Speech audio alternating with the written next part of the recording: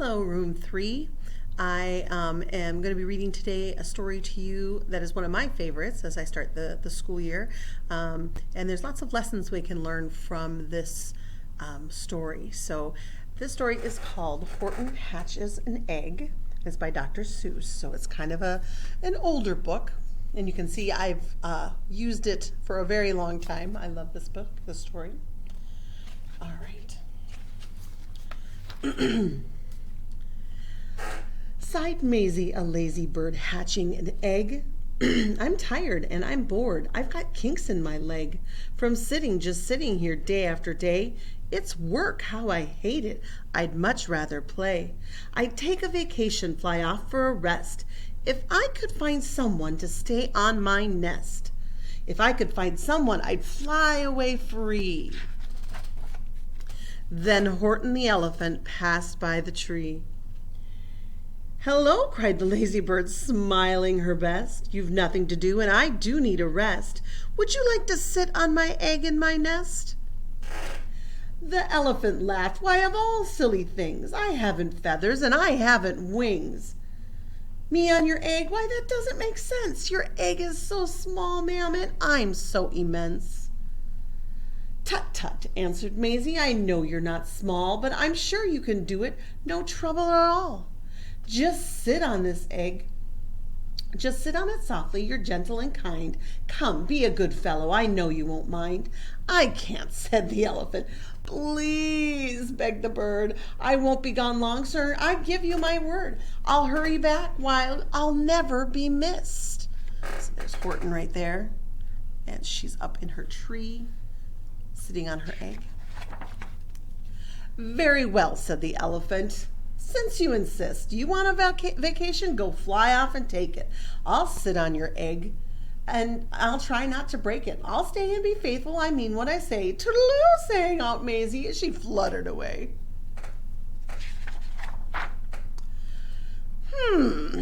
First thing to do," murmured Horton. "Let's see. The first thing to do is prop up this tree. I'll make it much stronger. That has to be done before I get on. I must weigh a ton." Then carefully, tenderly, gently he crept up the trunk of the nest to where the little egg slept. Then Horton the elephant smiled. "Now that's that." And he sat, and he sat, and he sat, and he sat. See, it's bending. He sat all that day and he kept the egg warm. He sat all that night through a terrible storm. It poured and it lightened, it thundered, it rumbled. "This isn't much fun," the poor elephant grumbled. "I wish she'd come back, 'cause I'm cold and I'm wet. I hope that Maisie bird doesn't forget."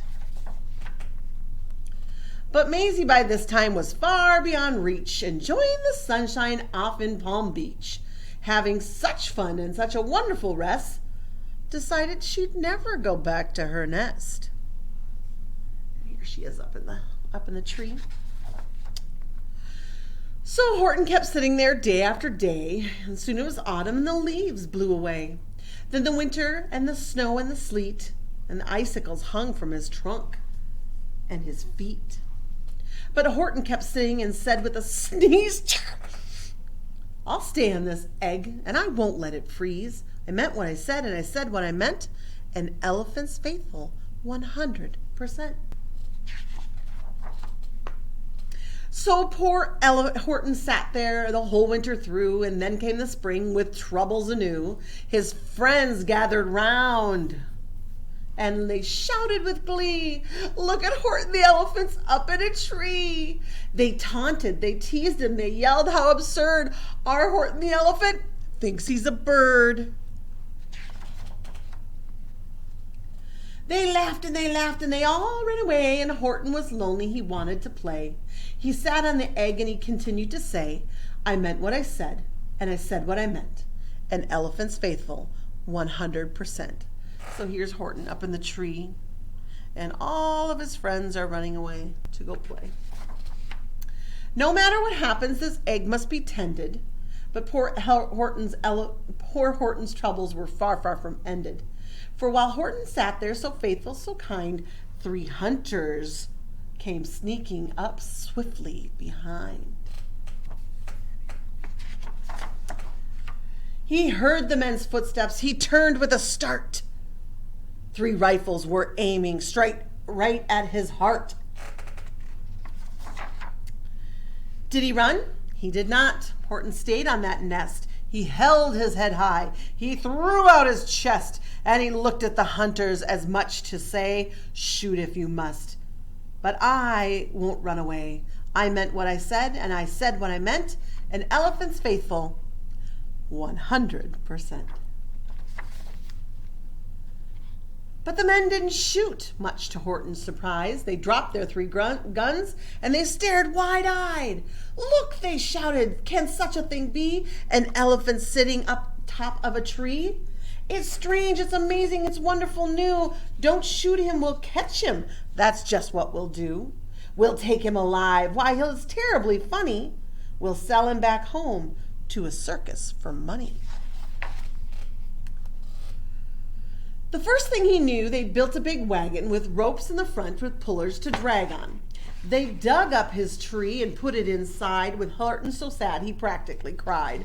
We're off, the men shouted, and off they all went, with Horton unhappy, 100%. Up out of the jungle, up into the sky, up over mountains 10,000 feet high, then down the mountains and down to the sea went the cart with the elephant, egg nest, and tree. Then out of the wagon and onto the ship, over the ocean, oh, what a trip, rolling and tossing and splashing with spray. And Horton sat there day after day. I meant what I said, and I said what I meant. But oh, I am seasick, 100%. After bobbing around for 2 weeks like a cork, they landed at last at the town of New York.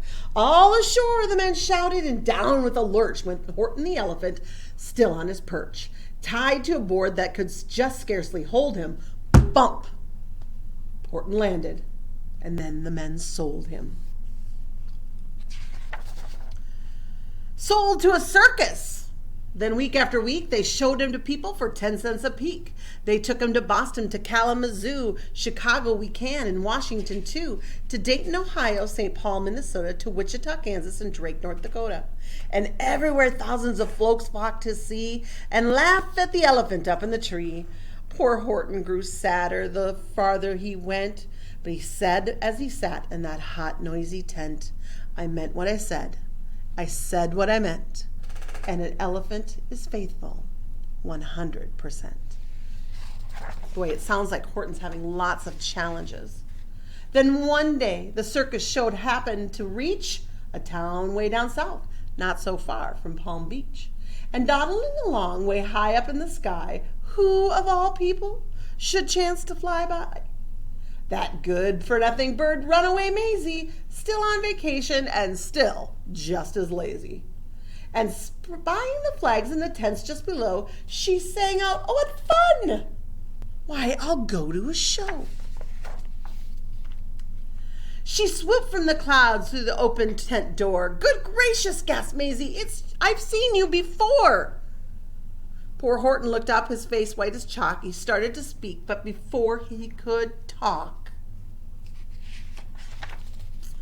there rang out the noisiest, ear-splitting squeaks from the egg that he had sat on for 51 weeks. A thumping, a bumping, a wild, alive scratching. My egg, shouted Horton. My egg while it's hatching. But it's mine, screamed the bird when she heard the egg crack. The work is all done and she wanted it back. It's my egg. Can you guys see? Whoops, going the wrong way.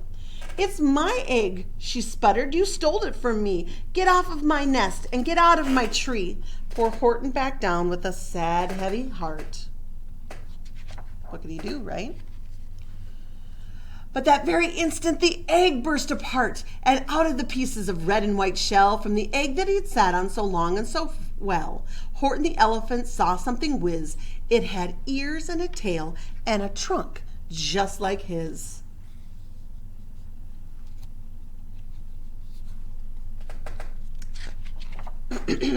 And the people came shouting, "What's all this about?"